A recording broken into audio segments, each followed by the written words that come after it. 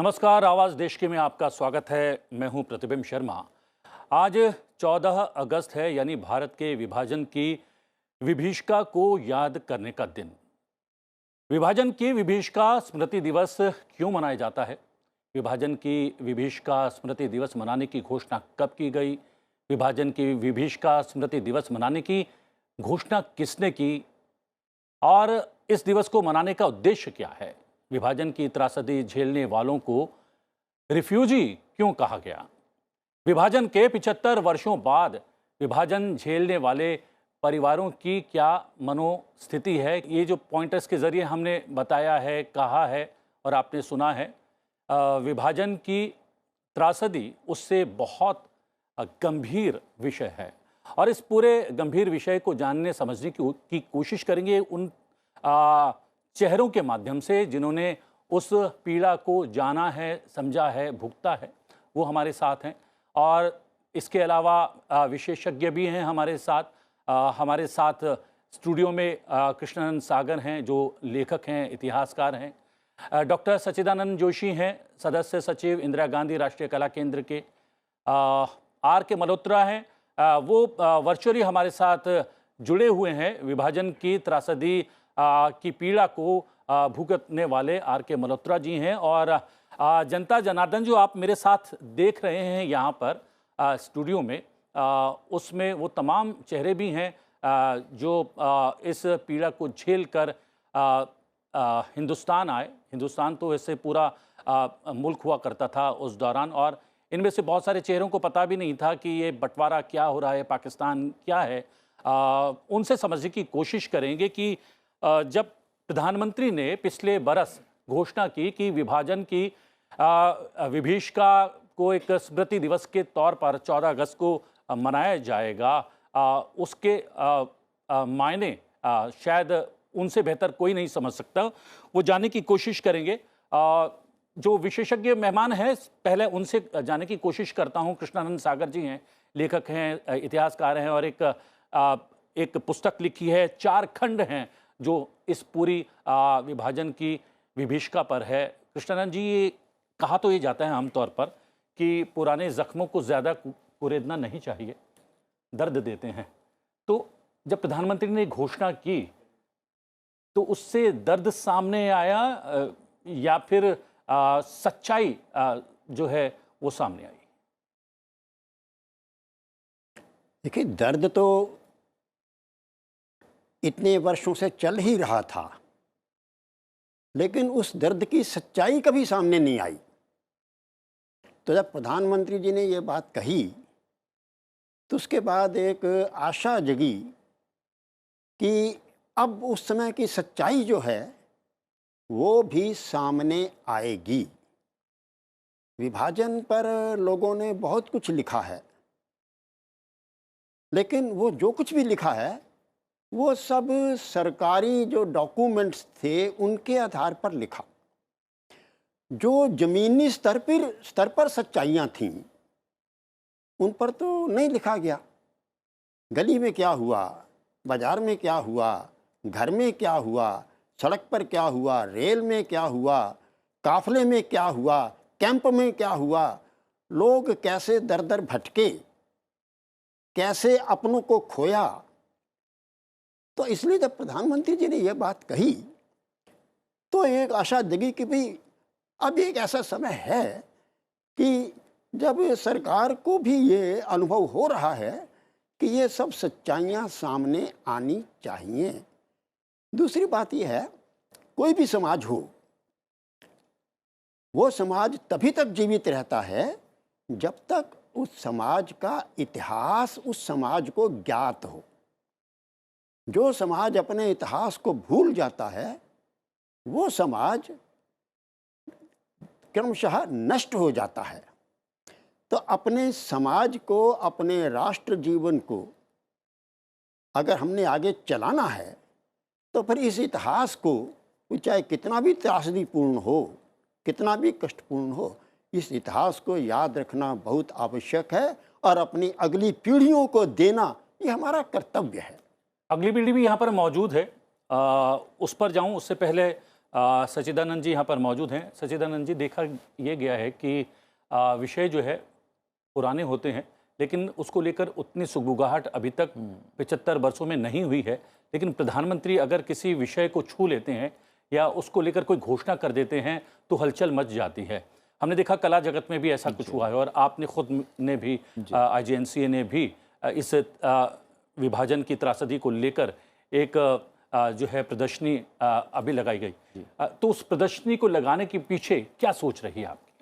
देखिए, जब विभाजन की बात माननीय प्रधानमंत्री जी ने की कि विभाजन विभीषिका दिवस हम लोग इसको याद करें, उसके साथ उन्होंने ये भी कहा कि ऐसे समय में जब देश आज़ादी का अमृत महोत्सव मना रहा है, उस समय ये बहुत ज़रूरी है जान लेना कि विभाजन की त्रासदी क्या रही, विभाजन की विभीषिका क्या रही।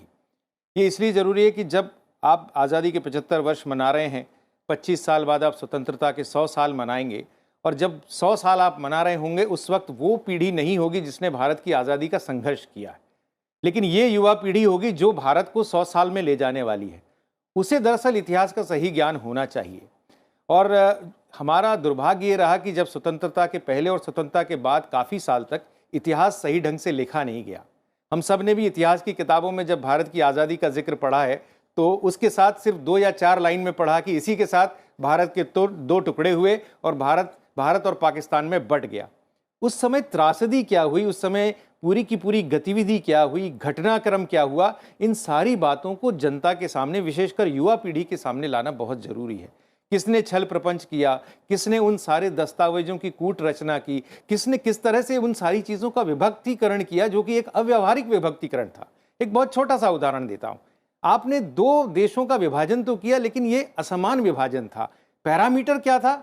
एक राष्ट्र तो धर्म के आधार पर जाएगा और दूसरा राष्ट्र सेक्युलर होगा। ये पैरामीटर ही गलत है ना। देखिए, सेक्युलर और ये धर्म, पैरामीटर शुरुआत में था, ये बाद में ट्विस्ट कर दिया गया? ये ट्विस्ट किया गया सिर्फ इसलिए कि देखिए, एक मुस्लिम लीग का इतिहास है जो 1930 के पहले से लगातार इस बात के लिए बार बार आग्रह करता रहा था कि हमको अलग देश चाहिए, अलग राष्ट्र चाहिए, और उसकी पूरी की पूरी संरचना थी। एक बहुत बड़ा आंदोलन है, हम सब उस इतिहास से परिचित हैं। लेकिन बाद में जब लॉर्ड माउंटबेटन को ये लगा कि अब सारी चीज़ें और सारी परिस्थितियां ऐसी होती जा रही हैं कि अब इन दोनों को साथ में रखने से अब बहुत सारी चीज़ें ब्रिटिश हुकूमत के अनुकूल नहीं रह पाएंगी, इसलिए उन्होंने कहा कि ये विभाजन हो जाना चाहिए। और इसलिए फिर उन्होंने, जबकि 1 साल पहले आपको मालूम है कि भारत की आज़ादी का जो दिन तय किया था वो 1948 था, उसको प्रीपोन किया, और उन्होंने कहा कि अब ऐसी परिस्थितियां बन गई हैं कि भारत का जो है स्वतंत्रता हम 1947 में दे सकते हैं। आनंद फानन में उन्होंने 4 जून को एक बहुत बड़ी बैठक की, उसमें 2 जून को बैठक की और 4 जून को प्रेस कॉन्फ्रेंस की। जब 4 जून 1947 को प्रेस कॉन्फ्रेंस की तो माउंटबेटन के पास इन प्रश्नों के कोई उत्तर नहीं थे कि लोग इतनी जल्दी इन सारी चीज़ों से कैसे अपने आप को बैठा पाएंगे तालमेल। आप समझिए, ये पिछली सदी का और शायद उसके बाद इस सदी का भी सबसे बड़ा मानव विस्थापन है। अनुमानतः 1,30,00,000 लोगों का विस्थापन इधर से उधर हुआ है। ऐसा कभी भविष्य में, भूतकाल में कभी हुआ नहीं, और उसके बाद के काल में आज तक इतना बड़ा विस्थापन नहीं हुआ। जी, यहाँ पर हमारे साथ वर्चुअली जुड़े हुए हैं RK मल्होत्रा जी। मल्होत्रा जी, स्वागत है आपका। लेकिन ऐसी मांग जो त्रासदी झेलने वाले उस वक्त के लोग थे, जिनमें आप भी हैं, उन्होंने कभी सरकार से मांग की भी नहीं। क्यों नहीं की? और जब अब प्रधानमंत्री ने इस तरीके की घोषणा की है, उसके मायने क्या हैं आप लोगों के लिए? देखिए, ऐसा है, आज की जनरेशन सवाल करती है रिफ्यूजी बन के आप आए क्यों, वहीं क्यों नहीं रहे। और लेकिन लोग ये नहीं समझते कि जिस वक्त अभी जून 47 में भी जब हम लोग छतों पे सोते थे तो हमारा जो मोहल्ले मुस्लिम आबादी के पास थे, वहाँ से मिट्टी के तेल के गोले बना के फेंके जाते थे और हमारे बिस्तरे जलते, इसलिए लोगों को वहाँ से निकलना पड़ा। मतलब जुल्म शुरू हो गया था, ये जुल्म जून से ही शुरू हो गया था। उसके बाद स्टैबिंग केसेस वगैरह भी होने शुरू हो गए थे। तो दैट इज द रीजन कि why people had to leave that land, अपने घर छोड़ने पड़े। इतनी बड़ी त्रासदी हुई, यहाँ पर सच्चिदानंद जी कह रहे हैं कि विश्व में जितनी भी बड़ी त्रासदी हुई है, पलायन हुए हैं, उसमें सर्वाधिक विकट ये पलायन था, लेकिन उसका जिक्र नहीं होता है, उसका कोई याद करने का दिन नहीं तय किया गया, मनाने की कोशिश की गई। अब ये जो कोशिश की गई है उसका कुछ महत्व है? बात तो इसलिए है कि आज की जनरेशन को ये नहीं पता कि किस सर्कमस्टांसिस में इन लोगों को अपने घर छोड़ने पड़े। अभी भी वो सोचते हैं क्यों छोड़ने, आप वहाँ क्यों नहीं रहे? वापस यहाँ क्यों आ गए? अरे भाई मजबूरी थी, मार रहे थे लोगों को, घरों से निकाल-निकाल के। शायद जितनी आप सत्यता बता रहे हैं वो उतनी सत्यता तो हमारी फिल्मों ने, हमारे सीरियल्स ने, हमारे किस्से कहानियों की किताबों ने बताया है और शायद यंगस्टर्स को पता भी है। क्या आपके जहन में भी इस त्रासदी को लेकर और जो प्रधानमंत्री ने घोषणा की है उसको लेकर कोई शंका है, कोई सवाल है? सर, मुझे लगता है कि जहाँ तक यदि कोई युवा इतिहास को पढ़ ले, तो इतिहास को पढ़ने के बाद वो अपने पूर्वजों पर ऐसा सवाल नहीं उठा सकता। अब जैसे विस्थापन का दौर आया, विस्थापन के दौर के समय में ही सर आपको जानकारी होगी कि उस समय काफ़ी बारिश हो रही थी और रेगिस्तान जैसे रास्ते थे, मतलब बहुत सारी समस्याओं का सामना करना पड़ रहा था। वो तो अच्छा था, गनीमत था कि दोनों तरफ से ट्रेन गुजर रही थी, 5-6 गाड़ियाँ रोज़ गुजरती थी और वहाँ से लोग अपना पलायन करते थे। लेकिन सर बहुत लोगों ने त्रासदी झेली है। मैं तो सहमत हूँ सरकार के इस फैसले से और मैं चाहता हूँ कि आज़ादी की जो भी बातें हैं वो एक युवा पीढ़ी को पता चले और आगे आने वाले दिनों में वो उसे याद रख सके। बेहतर जी, यहाँ पर एक युवा ने कहा कि गनीमत थी उस दौरान ट्रेन्स चल रही थी और ट्रेन्स की वजह से लोगों की आवाजाही हो रही थी। आप उस वक्त उस दौर में कहाँ थे, कैसी स्थिति में थे और उस स्थिति से निकलने के लिए आपको कितनी जद्दोजहद करनी पड़ी? मैं पाकिस्तान के छोटे से एक गांव में रहता था जिसका नाम साऊवाल था, जो डिस्ट्रिक्ट झेलम का एक छोटा सा गांव था। वहाँ पर सिर्फ 4-5 फैमिलीज हिंदुओं की थी। पार्टीशन के बाद में मुझे ये मालूम नहीं था कि पार्टीशन होता क्या है। मैं 10.5 साल का था, 10.5 साल का था। स्कूल की जब रैली निकली, पाकिस्तान जिंदाबाद के नारे लगे तो मैंने भी जिंदाबाद शुरू कर दिया। लेकिन कुछ समय बाद वहाँ पर फुसफुसाहट ये होने लगी कि हमारी, क्योंकि फैमिली सबसे संपन्न परिवार था, हमारे गांव के लोगों ने आके बताया कि आसपास के गांव के लोग जो हैं वो आपके ऊपर अटैक कर देंगे, इसलिए आप यहाँ से कोशिश करके निकल जाइए। तो इसलिए हमें भी ये महसूस हुआ कि हम यहाँ पर सेफ नहीं है। वहाँ पर हमारे गांव में एक मुसलमानों के पीर होते हैं, उन्होंने कहा कि आप हमारे घर पर आ जाइए जब तक आप यहाँ से सेफली निकलते नहीं हैं जी। तो उन्होंने अपने घर में हमें 1 हफ्ता रखा। पीर साहब ने जी। उन्होंने कहा मेरे घर के ऊपर कोई भी मुसलमान अटैक नहीं कर सकता। 1 हफ्ते के बाद पिंड दादन खान डिस्ट्रिक्ट झेलम का एक तहसील थी, वहाँ पर हिंदुओं को कैंप लगाए गए। वहाँ से मिलिट्री के ट्रक आए हमें ले जाने के लिए। किसी ने हमारे पिताजी को कहा कि जो आपके पास पैसा और सोना है ये बलोच मिलिट्री आपसे छीन लेगी, सारा पैसा आपसे छीन लेगी, आप सेफली जाइएगा, या तो पैसे को छोड़ जाइए या ऐसा छुपा के ले जाइए ताकि आपसे छीने नहीं। जितना पैसा था हमारे पिताजी ने अपने एक मित्र के पास रख दिया। उससे ये कहा गया कि अगले दिन हमारे कैंप में आके ये दे जाना। जब हम लोग कैंप में पहुंचे तो पिताजी ने अपने और रिश्तेदारों से बात करी। उन्होंने कहा कि वो पैसा आपको नहीं मिलेगा। हमारे पास उस समय 50,000 रुपये कैश और 5 किलो सोना था। अगले दिन सुबह ही उनका मित्र जो है वो घोड़े के ऊपर 1 महीने का राशन लाद के और वो सारा पैसा हमारे पिताजी को दे गए। अच्छा। हम लोग कैंप में 15-20 दिन रहे। वहाँ से 3 गाड़ियाँ चली। एक गाड़ी जो है पहली वाली सरदारों की चली जिसमें जगह थी, लेकिन पिताजी ने कहा कि सरदारों के ऊपर सबसे पहले अटैक पाकिस्तान में सरदारों के ऊपर हुआ करता था, तो उसमें हम लोग नहीं आए। दूसरी गाड़ी में हमको जगह नहीं मिली। जब तीसरी गाड़ी में बैठे तो वो गाड़ी क्या थी, ओपन माल गाड़ी के डब्बे थे जिसमें गन्ना लोड करके भेजा जाता है, उस तरह के ओपन वैगन थे। एक वैगन में 100 से 150 आदमी बिठा दिया गया। 3-3.5 हज़ार आदमी टोटल बैठे हुए थे। हमारी ट्रेन 23 सितंबर को सुबह पिंडान खान से चली और शाम तक एक कामुकी स्टेशन है गुजरांवाला और लाहौर के बीच में, वहाँ पर आके रुकी। सारी रात वहीं रुकी रही। रात को हमें ये महसूस होता रहा कि कुछ लोग जो है ट्रेन को देखते हुए आगे जा रहे हैं, उनके पास हथियार हैं। वो आगे सिग्नल पर जाके बैठ गए। अगले दिन सुबह गुजरांवाले से पुलिस आई।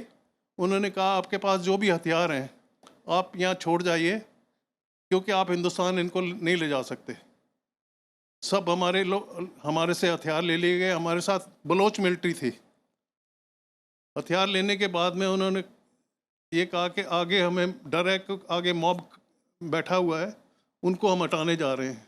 उन्होंने हटाना क्या था, उनको बुला लाए, सिग्नल दे दिया कि अब आप अटैक कर सकते हैं। 3,500 के लगभग हमारी ट्रेन में टोटल यात्री थे। जब शुरू में उन्होंने सबसे पहले तो पैसा लूटना शुरू कर दिया। जितना है आपके पास जो भी है हमें दे दीजिए, हम आपको छोड़ देंगे। पैसा लूटने के बाद में उन्होंने जवान लड़कियों को निकालना शुरू किए। 200-300 के बीच में जवान लड़की जो है उन्होंने निकाल ली। जब ट्रेन में बैठे हुए थे तो 2 मुसलमान आपस में बात करने लगे कि भाई तेरा बेटा कोई नहीं है, ये छोटा सा जवान अच्छा खूबसूरत लड़का है आपके लिए, हाँ, इसको बेटा बना लेना, इसको साथ ले चलो। तो मेरे पिता ही ने उसको कहा भाई इसको मारना मत, आप ले जाना चाहो बेशक ले जाओ। लेकिन बाई चांस मेरे पास मेरी जेब में उस समय एक पुरानी सी रिस्ट वॉच मुझे मिली थी, जो मैंने पॉलिश की डिब्बी में अपनी जेब में रख ली। मैंने उसको जो ले जाना चाहता था उसको बोला कि भाई ये पॉलिश की डिब्बी, ये मेरे पास घड़ी है, ये ले लो, मुझे छोड़ दो। घड़ी उसने लेने के बाद में जब वो जेब में रखने लगा तो एक औरत के जेवर देखे, उसने जेवर उतारने में लग गया। मुझे अपने छोटे चाचा जी ने बुला के अपनी छाती के नीचे छुपा लिया और ऊपर से पगड़ी खोल के वैसे ऊपर डाल ली। उसके बाद में जब यंग लड़कियां चलेंगी, जवान लड़का जो भी ट्रेन से निकल के भागता था उसको बलोच मिलिट्री मार देती थी। ये सिलसिला लगभग सुबह 10 बजे से लेकर 4 बजे तक चलता रहा। मेरे चाचा जी को भी तलवार से मारा और उनकी तलवार का अगला पोर्शन जो है मेरे गर्दन के ऊपर भी लग गया, जो कि अब भी आप निशान देख सकते हैं, गर्दन के ऊपर है। ये छोटा सा निशान है। उनका सारा खून मेरी कमीज के ऊपर गिरता रहा। मैं नीचे छुपा रहा। मुर्दों के नीचे जो लोग छुपे थे सिर्फ वही बचे। फिर बलोच मिलिट्री को ये एडवाइस किया गया कि भाई इनको जो जिंदा बचे हुए इनको प्लेटफॉर्म पर ले आओ, इनको वहाँ हम मार देंगे। उनको मारने के लिए जब प्रोग्राम बना तो बाय चांस वहाँ से हिंदू मिलिट्री पास हो रही थी, तो उन्होंने हिंदू मिलिट्री स्टेशन पर आके हमें वो सारा कंट्रोल उन्होंने अपने हाथ में ले लिया। यानी भारत की मिलिट्री थी, इस वजह से आप बच गए। मेरे चाचा जी का सारा खून मेरी कमीज पर गिरता रहा। मैंने वो कमीज उतार के फेंक दी। 24 घंटे तक मैं बगैर कमीज के रहा। जो डेड बॉडीज थी उनके ऊपर लिखा गया तोहफे to Hindustan, Pandit Nehru and Mahatma Gandhi.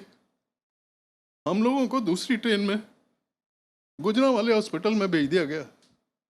गुजरांवाले hospital में जाने के बाद में मुसलमान डॉक्टरों ने जो ज़्यादा जख्मी थे उनको इंजेक्शन देके मारना शुरू कर दिया। ये आपको मैं जोड़ रहा हूँ कि मुसलमान डॉक्टरों ने भी हमारे ऊपर त्रासदी की है। कृष्णानंद जी उन लेखकों में से हैं जिन्होंने सबसे पहले ये प्रयास किया, इस दर्द को जानने समझने का और लोगों के सामने लाने का प्रयास किया। शायद कृष्णानंद जी आप भी इस दर्द से दो चार हुए, उस वजह से आपको लगा कि आपके जैसा दर्द दूसरों का भी है, उसको इस किताब के माध्यम से बांटा जाए, लोगों तक पहुंचाया जाए। क्या ये जहन में चल रहा था आपके? मैं उस समय 6 वर्ष का था। मेरे पिताजी रेलवे में थे और उन दिनों यानी 1947 में वो कसूर स्टेशन पर थे, पोस्टेड थे। जब विभाजन तय हो गया तो सरकार की ओर से सभी सरकारी कर्मचारियों को एक सर्कुलर गया था कि आप हिंदुस्तान में रहना चाहते हैं या पाकिस्तान में रहना चाहते हैं। तो स्वाभाविक रूप से अधिकांश हिंदुओं ने हिंदुस्तान लिखा। तो एक अपेक्षा थी कि विभाजन के दिन यानी 15 अगस्त को या 15 अगस्त से पहले ही इन सब हिंदुओं की ट्रांसफ़र हिंदुस्तान में हो जाएगी। कुछ की हुई भी, लेकिन अधिकांश की नहीं हुई। रेलवे वालों की तो बिल्कुल ही नहीं हुई। 17 अगस्त को तक कुछ नहीं हुआ। जो गाड़ियां पीछे से आ रही थी लाहौर से कई दिनों से, वो सब गाड़ियां ही ऐसी आ रही थी, किसी में घायल हैं, कोई वहाँ कट गई थी, कोई वहाँ कट गई थी, कोई वहाँ कट गई थी। ये सब कसूर के रेलवे कर्मचारी सब रोज़ देख रहे थे।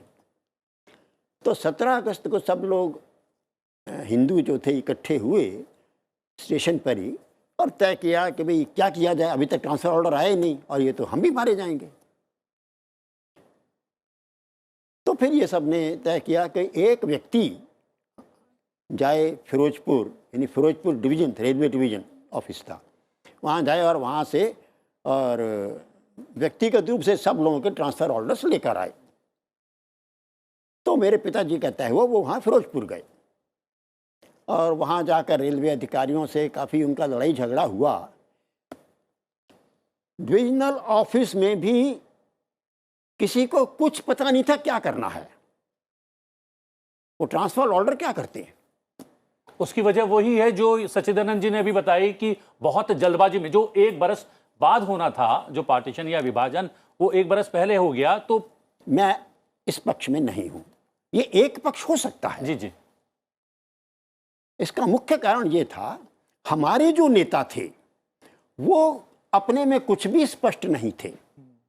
इसमें अंग्रेजों को दोष नहीं देना चाहिए, अंग्रेज तो विदेशी थे, उनको तो करना था वो अच्छा देश बिगड़े, वो तो चाहते थे, इसलिए उनको दोष देना गलत है। क्या मैं बात अगर सही समझूं, उस वक्त के का जो नेतृत्व था वो ये मानता था कि अब जब घोषणा हो ही गई है भारत और पाकिस्तान बनने की, अब द्वेष की, द्वंद्व की, लड़ाई झगड़े की, मारकाट की बात जो है वो ख़त्म हो गई है। क्या ये एक सोच उनकी रही, उस वजह से भी वो किंग कर्तव्य विमूढ़ नजर आए उस दौरान?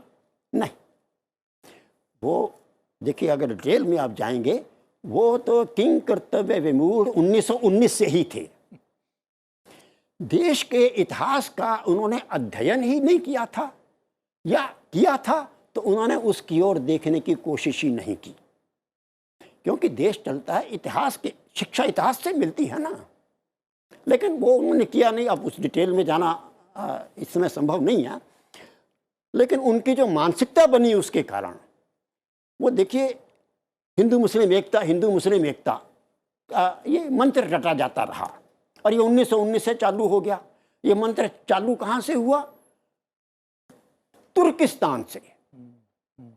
यानी जो खलीफा था तुर्किस्तान का, जिसका हिंदुस्तान से कोई मतलब नहीं, उस तुर्किस्तान के खलीफा को स्थिर रखने के लिए, उसको ना हटाया जाए, इसके लिए आंदोलन भारत में चला, खिलाफत आंदोलन।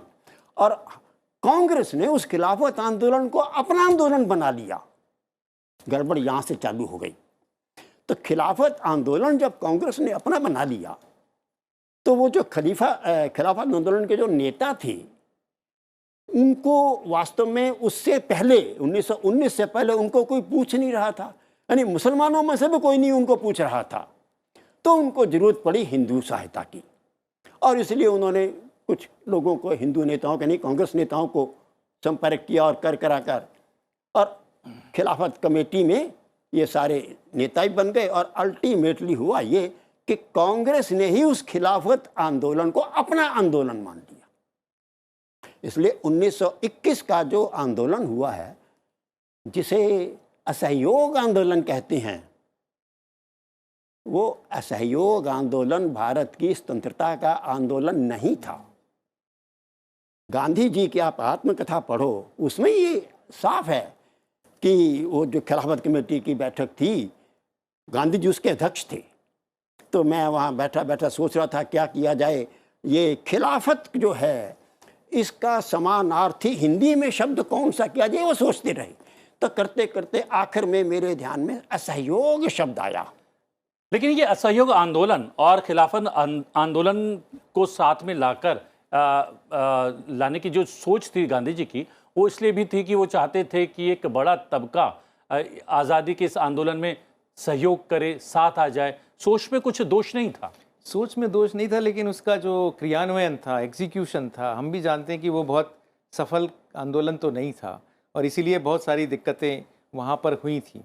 दिक्कत यहाँ ये हो गई, जो मैं सबसे पहले बात कह रहा था कि भारत में हिंदू नेतृत्व नहीं था ना, भारत में कांग्रेस नेतृत्व था।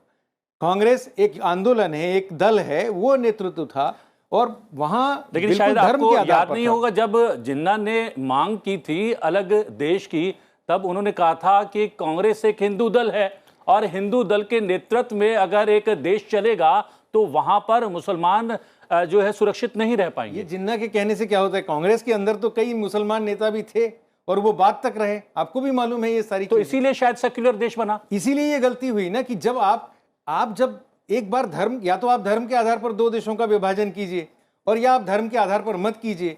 ये जो अल्पसंख्यकवाद है, अभी थोड़ी देर पहले इस शब्द का उपयोग हुआ था, पाकिस्तान में हिंदू अल्पसंख्यक हुए क्योंकि वो तो धर्म के आधार पर देश है, तो वहां अल्पसंख्यकों की रक्षा करना पाकिस्तान का फर्ज था। वहां जितने हिंदू बचे, आप 1947 से लेकर आज 2022 तक के आंकड़ों का विवेचन कीजिए, वहां क्रमशः हिंदू घटते चले जा रहे हैं। 1990 के आसपास जिस तरह से हिंदुओं का पलायन हुआ है, आज भी दिल्ली में उन तमाम हिंदुओं की बस्तियां हैं और कितनी बुरी तरह से उनको वहां से भगाया गया है। जबकि भारत एक सेक्युलर देश होने के बावजूद आज 75 साल में भी अल्पसंख्यकवाद को बुरी तरह से पाल पोस कर बड़ा कर रहा है। आप किस तरह के विभाजन की बात कर रहे हैं और किस तरह का ये रैशनलिज्म है, आप समझने की कोशिश कीजिए। ये जो डायनामिक्स है, ये बहुत गलत डायनामिक्स है। मैं बार बार आपको समझाने की, मतलब हम लोगों को इस डायनामिक्स को समझना पड़ेगा। आज जब चूंकि प्रधानमंत्री जी ने इस बात की घोषणा की, इसलिए हम आज इस तरह से कम इस फोरम पर चर्चा तो कर पा रहे हैं। आज से 10 साल पहले क्या आप इस तरह की कल्पना कर सकते थे कि हम इस विषय पर चर्चा कर सकते थे? और अगर हम चर्चा नहीं कर सकते थे तो ये तथ्य कैसे सामने आते? आज देश की कई एक युवा पीढ़ी का, ये मैं इस बालक की तारीफ करता हूं जो आज सत्य कहने का साहस कर रहा है। बहुत सारे युवा आज इस बात को कहते हैं कि क्या जरूरत है गड़े मुर्दे उखाड़ने की, सब कुछ ठीक तो चल रहा है। अगर ये सब कुछ ठीक ही चल रहा है तो फिर ऐसा ही चलेगा तो हम और गर्त में जाएंगे अगर हम तथ्यों पे नहीं जाएंगे। तो आपको तथ्यों पे जाना पड़ेगा। कृष्णानंद जी ने जो रिसर्च की है, या हमारे तमाम लोग जो इतिहास का संशोधन कर रहे हैं, या जिस तरह की ये जो आंखों देखी बयानी है, वो जब तक सामने नहीं आएगी तब तक हमें समझ में नहीं आएगा कि 75 साल पहले कितनी बड़ी भूल हमारे नेताओं ने, ब्रिटिश हुकूमत के नेताओं ने, पाकिस्तान के नेताओं ने मिलकर कितना बड़ा षड्यंत्र इस मासूम जनता के साथ कर। जी, अगर भूल हुई थी तो क्या ये भूल सुधार है इस दिवस को याद करना? युवा यहाँ पर मौजूद हैं, किस तरीके से देखते हैं आप लोग? सर, मुझे लगता है कि इतिहास को हम देख के सीख सकते हैं। पर देखिए, इतिहास को अगर पढ़ा जाए तो उसके बारे में बहुत सारी जानकारियां हमें हासिल होगी और वास्तव में उस समय जो दर्द झेले उसको हम महसूस करके चलेंगे, ताकि हमारी आने वाली जो पीढ़ी है उस माहौल में ना पड़े या चाहे उस परिवेश को ना झेलना पड़े। अगर इस बारे में बात होगी तो दर्द होगा। जैसे इन सर ने बात करी थी तो दर्द था, हम महसूस कर सकते हैं उनकी बात में कितना दर्द है। जैसा कि सच्चिदानंद जी ने कहा कि एक अवसर प्रधानमंत्री ने दिया इस दिन को याद करने का, इस त्रासदी को याद करने का, लेकिन जो भुक्तभोगी थे, जो इस पीड़ा को, इस दर्द को सहकर सब कुछ अपना वहीं पर छोड़कर जब भारत आए तो उन्होंने अपने बच्चों को कैसे उनका लालन पोषण किया और क्या कुछ कहा, वो कहानी भी यहाँ पर मौजूद है, हमारे साथ मौजूद हैं।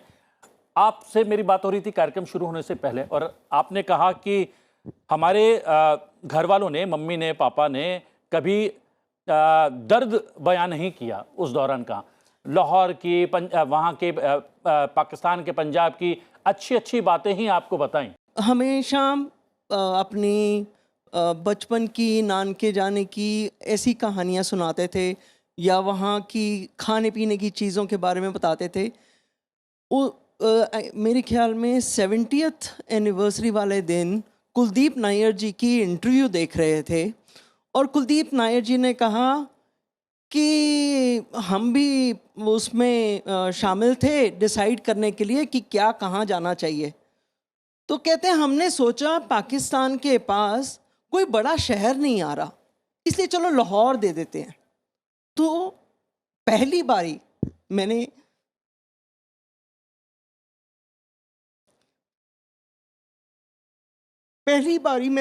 अपनी मदर के मुंह से सुना कि तुमने तो शहर दे दिया जैसे तुम्हारी अपनी मलकियत थी, पर हम सबकी तो जिंदगी बर्बाद कर दी। सारी जिंदगी हमारी स्ट्रगल में ही निकल गई। लेकिन उन्होंने सब कुछ भुला दिया आपके घर वालों ने और एक नए सिरे से शुरुआत की। उन्होंने कभी भी जो पेनफुल मोमेंट थे उसके बारे में कभी बात ही नहीं करी थी। वो सिर्फ पॉजिटिव बातें करते थे। ये जब कोविड लॉकडाउन पीरियड शुरू हुआ और क्योंकि मैं भी तब काम नहीं कर रही थी, हम दोनों को ज़्यादा समय मिला माता जी को और मेरे को इकट्ठे बैठने का और बातें करने का, तो बहुत सी बातें निकल के आईं। और उसमें मेरे को पता चला कि मेरे दादाजी, मेरे पिताजी लाहौर से बाहर गए हुए थे। जब वो रेलवे स्टेशन पे वापस आए तो टांगे वाले ने उन्हें बताया कि उनके पिताजी को मार दिया गया है। तो वो जवान खून लड़ना चाहते थे, पर टांगे वाले ने कहा नहीं, तुम लड़ने की बात मत करो। उन्होंने कहा अपनी माँ और बहनों को लो और निकल जाओ यहाँ से। तो वो ऐसे वहाँ से निकले। उन्होंने अपने पिताजी का अंतिम संस्कार तक नहीं किया, वो बॉडी को भी रिट्रीव नहीं करने गए। लेकिन क्या बात सही है जो अभी अब हम बात कर रहे हैं और आप बीते दिनों को याद कर रहे हैं और आपके घर वाले याद करके उस पीड़ा को किस मनस्थिति में रहे होंगे वो भी किसी से छुपा नहीं है। क्या ये बात सही है कि अगर ज़ख्मों को कुरेदा जाएगा तो दर्द ही होगा और वो दर्द आप महसूस कर रहे हैं? क्या नहीं बताना चाहिए ऐसी बातों को? मेरे ख्याल में इससे पहले बताना चाहिए था।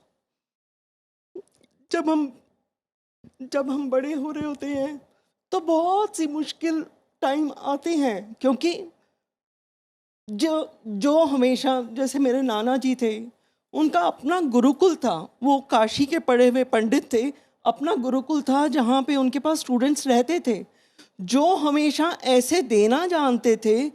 उनको लाके आप रिफ्यूजी कैंप में रख रहे हो, उन लोगों से नहीं, वो ले नहीं सकते थे।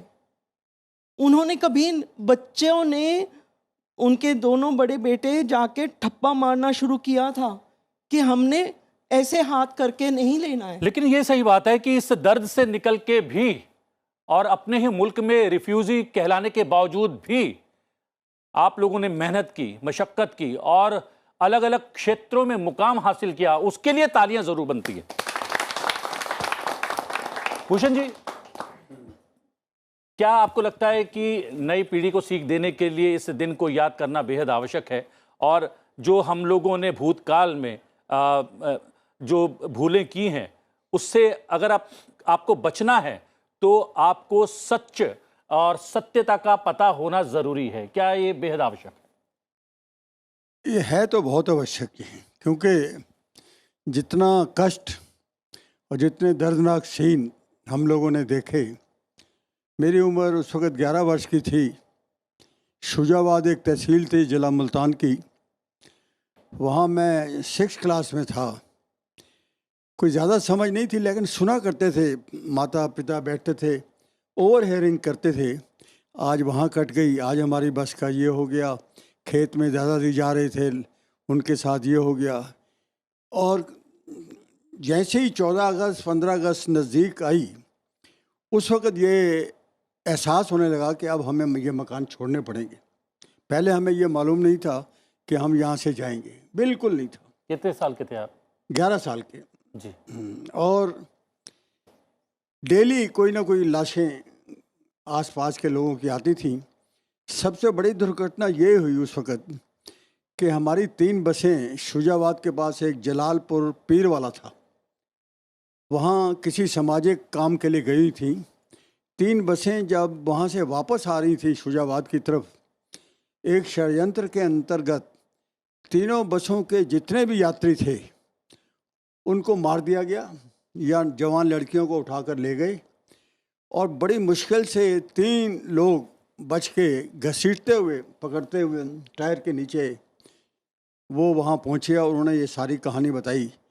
ये इतना दिल दुखता था कि इन लोगों को हो क्या गया है, इन्होंने क्या कसूर किया इन्होंने कि वहाँ गए हुए हैं, सारे ब्राह्मण थे और कोई दुश्मनी भी नहीं थी, कुछ भी नहीं था। 7-8 दिन जो सुरक्षित रह पाए, मेहता जी ने ये घटना बताई थी, वो एक मुस्लिम धार्मिक व्यक्ति थे जिन्होंने आश्रय दिया, और आश्रय दिया ही नहीं बल्कि आपका बचाव भी किया। बहुत सारे ऐसे लोग थे, और अगर इस त्रासदी की बात करें तो इस त्रासदी से पीड़ित दोनों पक्ष थे।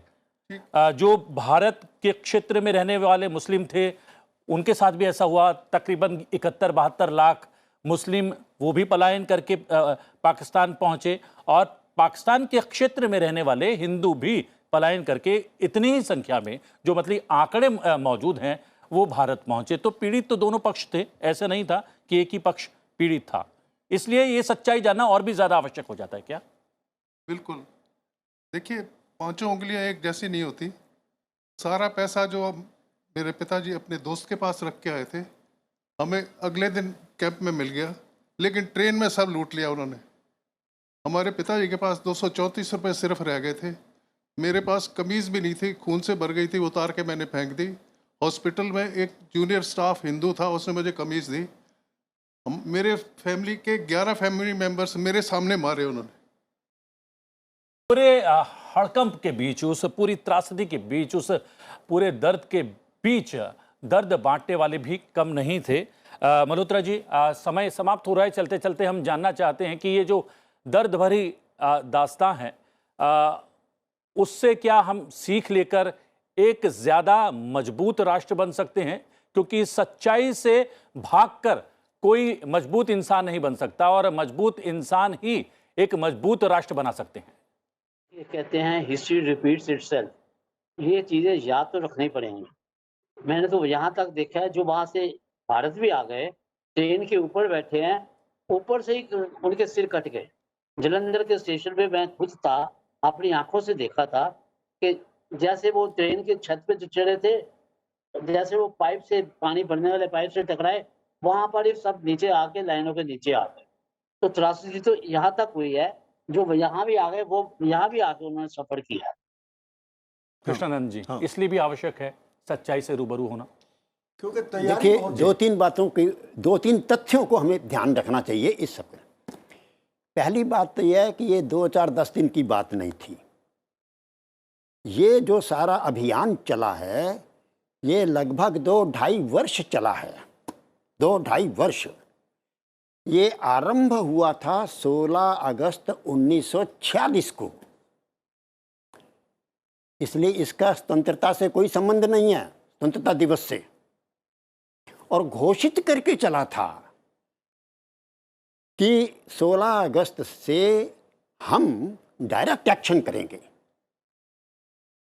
और ये 29 जुलाई को घोषित किया गया था। 16 अगस्त तय करके किया गया था, और ये 1948 के मध्य तक चलता रहा है। ये चल रहा था, जो हुआ वो उसकी घटनाक्रम तो हम लोगों ने एक के बाद एक जान लिया है। अब इस दिवस को मनाने से क्या कुछ लाभ हो सकता है, क्या पीढ़ी मजबूत हो सकती है, उसके विषय में एक टिप्पणी, क्योंकि समय समाप्त हो रहा है। जी जी, देखिए, ये इसको मनाने से सबसे बड़ा लाभ ये है, अपने इतिहास का पुनर्स्मरण। देश के इतिहास में अनेक बार उत्थान भी हुए, अनेक बार पतन भी हुए हैं। जो पतन हुए वो क्यों हुए, उससे हम शिक्षा ले सकें। विभाजन हुआ तो क्यों हुआ, किन लोगों की दुर्बलता के कारण हुआ, ये हम शिक्षा ले सकें। किन लोगों का क्या कर्तव्य था, उन्होंने अपने कर्तव्य का निर्वाह नहीं किया, ये हम जान सकें, ताकि अगली पीढ़ी के लोग जब उस स्थान पर आएंगे तो वो अपने उस कर्तव्य को ठीक निर्वाह करें। क्या इस पूरे विषय को, इस त्रासदी को स्मृति दिवस के तौर पर मनाने की घोषणा के बाद, इस दिवस को मनाने को लेकर क्या धर्मनिरपेक्षता को लेकर कोई सवाल खड़ा हो जाता है, या फिर कोई धर्म को लेकर एक खाई जो है वो कहीं खुदी हुई नजर आती है? ऐसी कोई खाई नजर नहीं आती और ऐसी खाई होना नहीं चाहिए। ये इतिहास है, इतिहास से सबक लेना है। भारत धर्मनिरपेक्ष है, पंथ निरपेक्ष राष्ट्र है, और भारत का जो ताना बाना है वो वैसा ही रहने वाला है, क्योंकि ये हमारे भारत का संवैधानिक ढांचा है। उसमें कहीं कोई परिवर्तन की आवश्यकता नहीं, लेकिन उससे सीखने की आवश्यकता है। हमें हमारे देश को मजबूत बनाने के लिए, हमारी एकता को सुदृढ़ बनाए रखने के लिए भी सबका जानना बहुत जरूरी है। इसलिए जब भी कभी इस दिवस को स्मृति दिवस के रूप में मनाया जा रहा है, तब भी बार बार इस बात का आग्रह किया जा रहा है कि हम अपना जो मूल ताना बाना है उसको ठेस न पहुंचे, किसी और वर्ग को, किसी और संप्रदाय को, किसी और समुदाय को ठेस न पहुंचे। हम अपने दर्द को बांटें, अपने दुख को व्यक्त करें। और इस पूरे विषय को किसी धर्म के चश्मे से नहीं देखना चाहिए। जैसा कि कहा कि प्रताड़ित दोनों पक्ष थे, दोनों जगह थे, और बचाने वालों में भी हिंदू भी थे और मुसलमान भी थे। तो इस पूरे विषय को, इस पूरे विभाजन त्रासदी स्मृति दिवस को लेकर कोई ये सवाल नहीं होना चाहिए कि ये किसी एक धर्म विशेष के चश्मे को जो है देखने के लिए ये दिवस मनाया जा रहा है। इसमें ये जरूर लाइए कि शरणार्थियों ने, रिफ्यूजियों ने बहुत मेहनत परिश्रम करके अपने पैरों पे खड़े हुए, ये बहुत क्रेडिटेबल है, बहुत क्रेडिटेबल। और सबसे बड़ी बात यह है, त्रासदी की बात यह भी है कि आज भी कुछ लोग उन लोगों को रिफ्यूजी कहा करते हैं। जिस क्षेत्र में वो रहते हैं उसे रिफ्यूजी क्षेत्र कहा जाता है। इससे हमें बचना चाहिए, बल्कि जिस पौरुष के साथ सारी त्रासदी को भूलकर, सारे दर्द को, सारी पीड़ा को पीकर ये लोग आगे बढ़े हैं और देश निर्माण में सहयोग दिया है, उसे हमेशा याद रखना होगा। आज के लिए आवाज़ देश की में इतना ही। आवाज़ देश की में आपसे फिर भेंट होगी एक नए विषय के साथ। फिलहाल मुझे आज्ञा, नमस्कार।